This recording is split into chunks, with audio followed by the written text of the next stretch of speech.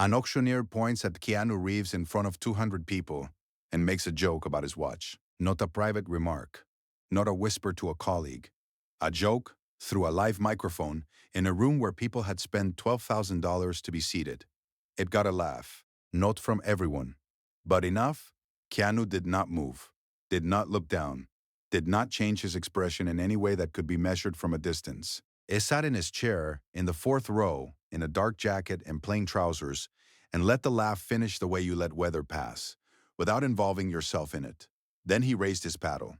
And what happened in the next 4 minutes ended the evening in a way nobody in that room had planned for. There is an auction house in Beverly Hills called Callaway Fine. It sits on the east end of North Camden Drive, on the second floor of a cream-colored building that shares the block with a private members club and a gallery that does not post its prices. The staircase to Callaway Fine is marble, narrow, unlit by two brass fixtures that have been there since the building opened in 1961. The reception desk is staffed by two women who have both worked there for more than a decade, and who speak to clients in a register that is neither warm nor cold. Purely, efficiently professional. Callaway Fine ran 12 auctions a year. Watches, jewelry, fine art, estate jewelry, rare instruments. The November charity auction was the one event on their calendar that opened to a wider room. Not the usual 60 or 70 serious buyers, but a ticketed evening of 200 guests. Cocktail hour included. Proceeds split between two children's hospitals and a music education foundation. Tables near the stage went for $4,500. Individual seats in the main floor ran $500 to $1,200 depending on placement. The room was long and low-ceilinged. The walls hung with ivory-colored fabric that softened the sound. The chairs arranged in precise rows that got shorter as they approached the stage. At the front, a long table held the night's featured lots under glass, 17 pieces, each with a numbered card, each with a provenance sheet available upon request. Lot 90 was a 1962 Patek Philippe Calatrava, reference 2526, white enamel dial, rose gold case, original leather strap, replaced Once in 1989. Estimated at $38,000 to $55,000. A watch that had belonged to a retired surgeon in Pasadena who had worn it every day for 31 years and left it to his daughter, who had decided the foundation needed it more than her jewelry box did. Keanu Reeves arrived at 6:40, 20 minutes before the auction began. No car service, no publicist. He had parked 2 blocks east and walked, which meant he came through the front door with the general traffic. Other guests arriving, coats being checked, people collecting their paddles at the registration table. He was wearing a dark navy jacket, dark trousers, a plain white shirt with no tie. His shoes were clean but not new. On his left wrist, partially visible below the jacket cuff, was a watch, a steel case, small dial, a Seiko 5, a model that had retailed for under $100 for decades. The kind of watch a high school student buys when he gets his first job. The kind of watch that a room full of people who had paid $500 a seat to look at Patek Philippe might notice. He collected his paddle, number 47, and found his seat in the fourth row. The auctioneer that evening was a man named Garrett Fell. He was 54 years old, silver-haired, with the particular physical ease of someone who has commanded rooms for a long time and come to mistake that ease for intelligence. He had been running charity auctions and private sales on the West Coast for 19 years. He was genuinely good at his job in the ways that could be measured. Lots sold, paddles raised, records broken, clients satisfied. He had a gift for reading a room's temperature and adjusting his pace accordingly, for knowing when to be serious and when to be light, for the kind of humor that made people feel included in an expensive evening, rather than evaluated by one. He had grown up in Fresno, the son of a man who sold agricultural equipment and a mother who taught junior high school English. There was no family money. There was no inherited taste. Everything Garrett Fell knew about fine watches and estate jewelry and the language of serious collectors he had learned by watching, very carefully, the people who had been born knowing it. He had learned to imitate them so completely that most people who met him now assumed he had always been one of them. That assumption mattered to him more than he would have been comfortable saying out loud. He prepared for the charity auction the way he prepared for every high-profile event. He researched the room, guest list, paddle registrations, Notable attendees. He knew who the serious buyers were. He knew who was there for the social occasion and who would actually raise a paddle. He had been given the registration list 48 hours in advance, and he had gone through it the way a surgeon reviews scans before an operation. Not because he would remember every name, but because the ones that mattered would surface at the right moment. The name on paddle 47 had not flagged for him. A had seen it. He had processed it the way you process a name that is vaguely familiar but doesn't resolve into a clear image. A half recognition, filed and moved past. It had not connected it to a face. He had not connected it to anything in particular. At 10 minutes past 7, Garrett Fell took the stage. It was good from the first sentence. The room relaxed the way rooms do when the person at the front of it knows what they're doing. M moved through the introductory remarks, the foundations, the history of the auction, the gratitude, with the efficiency of someone who knows that nobody came for the preamble. M made 2 jokes. Both landed. He introduced the first lot and the evening found its pace. By lot 6, the room was warm and moving. Paddles going up quickly. The energy that comes when people are enjoying spending money on something they believe in. Fedge moved through each lot with a practiced rhythm. The provenance, the estimate, the opening bid, then the controlled acceleration toward the hammer price. It had an instinct for when to slow down and when to push, and he used it well. Lot 9 came up, 42 minutes into the evening. The 1962 Patek Philippe Calatrava. Fell described it with genuine feeling. The white enamel dial, the rose gold, the 31 years on a surgeon's wrist. He held it up briefly before setting it back under the light. It gave the estimate. He opened at $28,000. The paddle at the back of the room went to $32,000. A woman in the third row went to $35,000. A man near the aisle took it to $38,000. And then paddle 47 went up. Garrett Fell looked at the fourth row. The man holding paddle 47 was sitting in the center of the row, jacket on, wrist resting on the seat back in front of him. And there, visible below the cuff, was the steel case, the small dial, the humble face of a Seiko 5. In a room full of people who had come to bid on a $55,000 watch, the man raising his paddle was wearing something that cost less than a dinner for 2. Fell noted it in the half-second he had before calling the bid. He should have called the bid and moved on. Instead, he did the thing that seemed, from inside the momentum of a successful evening, like a small and harmless joke. 40 million to paddle, 47. He paused, leaned slightly toward the microphone with the practiced ease of a man who knows how to ride a room's warmth. And may I say, sir, you might want to consider putting one of these on your wrist tonight. It was not a cruel joke. It was not an intended humiliation.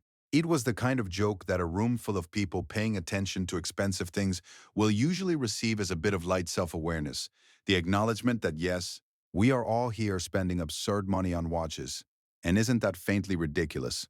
And look, even that fellow in the fourth row knows it. He got a laugh, a real one, the kind that ripples back from the front rows and carries. The man in the fourth row did not laugh. He did not flinch, did not look down at his wrist, did not look at the people around him who had turned, instinctively, the way people always turn when a room laughs at something they can point to. He sat very still for one breath. Then he raised the paddle again. 45,000, Fell said, slightly faster than usual. The woman in the third row came back. $48,000. Paddle 47 again. $52,000. The room had changed.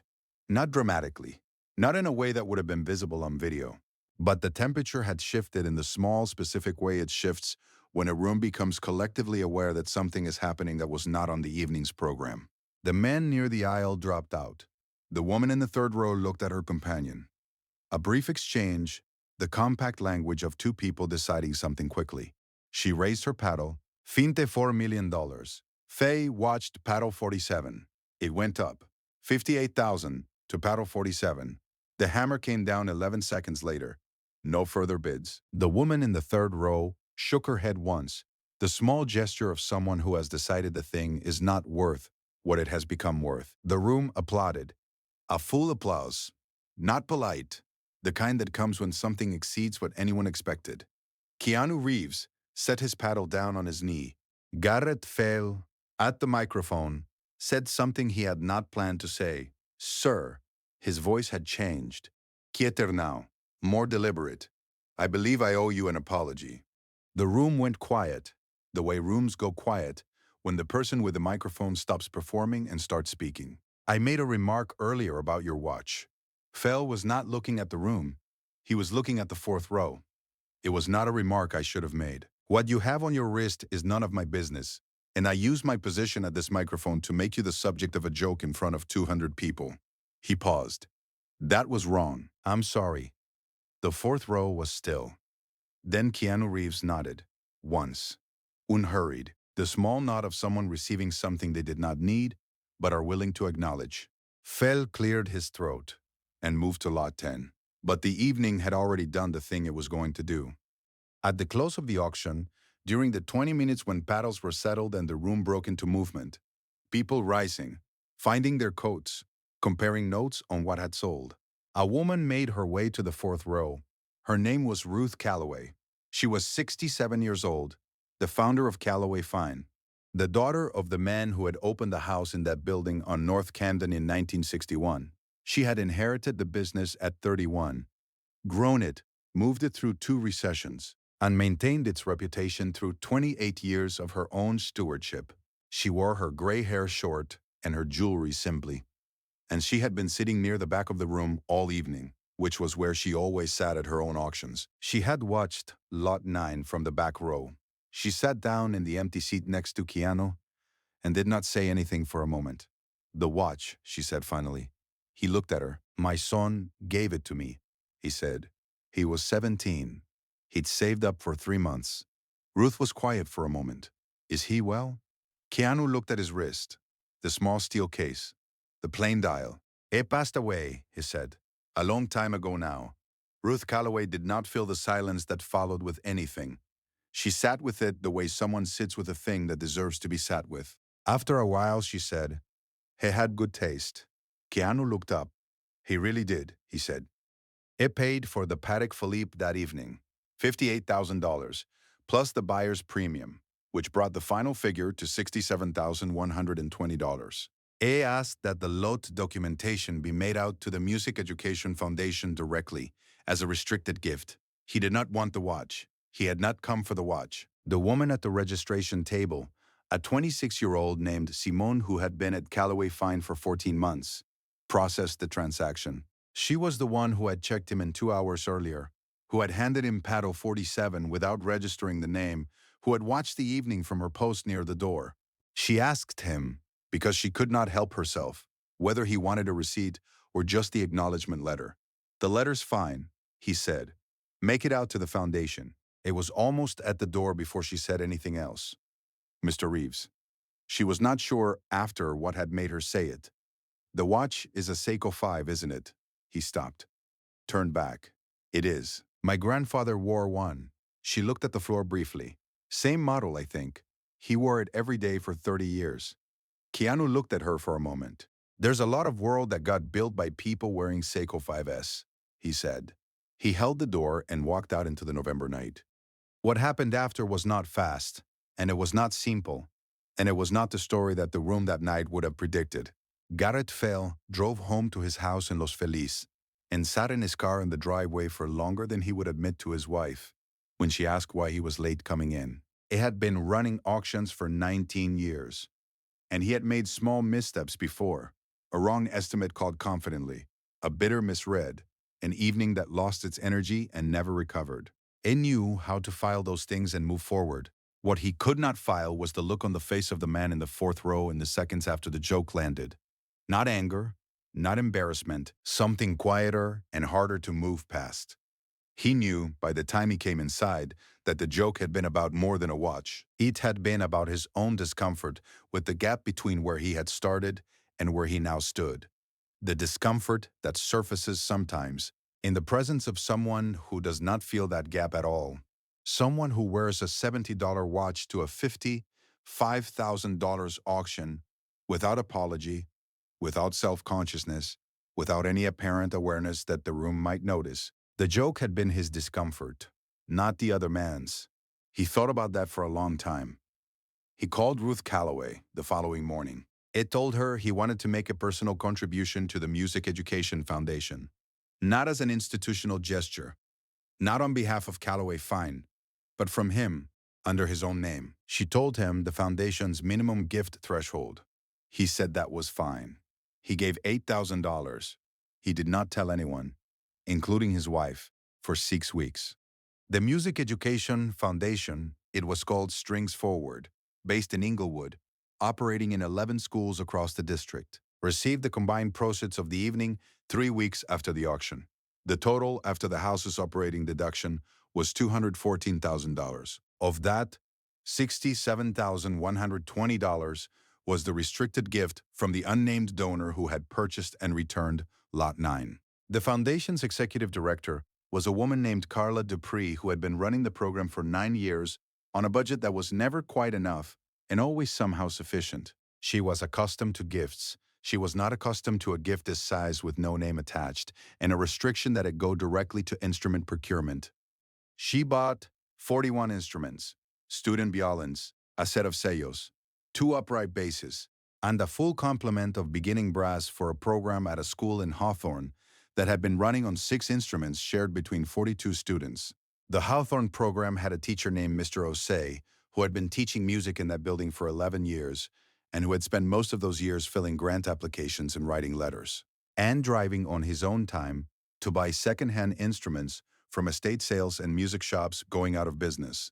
He was 38 years old and had never had a full set. On the Tuesday the instruments arrived, he opened the boxes in the middle of his classroom with his students sitting in a circle on the floor around him. He did not explain where they had come from.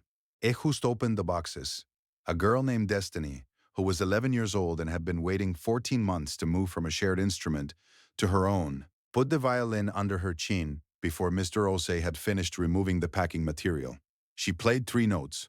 Then she looked up at her teacher and said, "Is this mine?" Mr. Osei said, "Yes." She played for the rest of the hour without stopping. There is a photograph in the Callaway Fine offices now, on the wall near the reception desk, that was not there before that November evening. It is a framed copy of the auction program. Lot 9 in particular, with the hammer price circled in blue ink and the notation "Donated," strings forward, written beneath it in Ruth Callaway's handwriting. Beneath the program, on a small card, in the same handwriting, she wrote 4 words.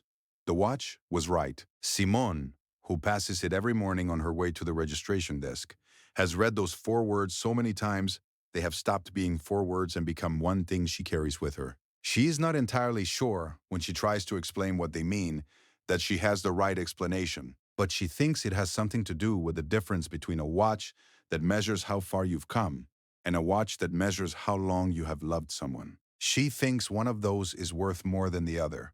She's just not sure the room always knows which one. I have thought about this story more than I expected to.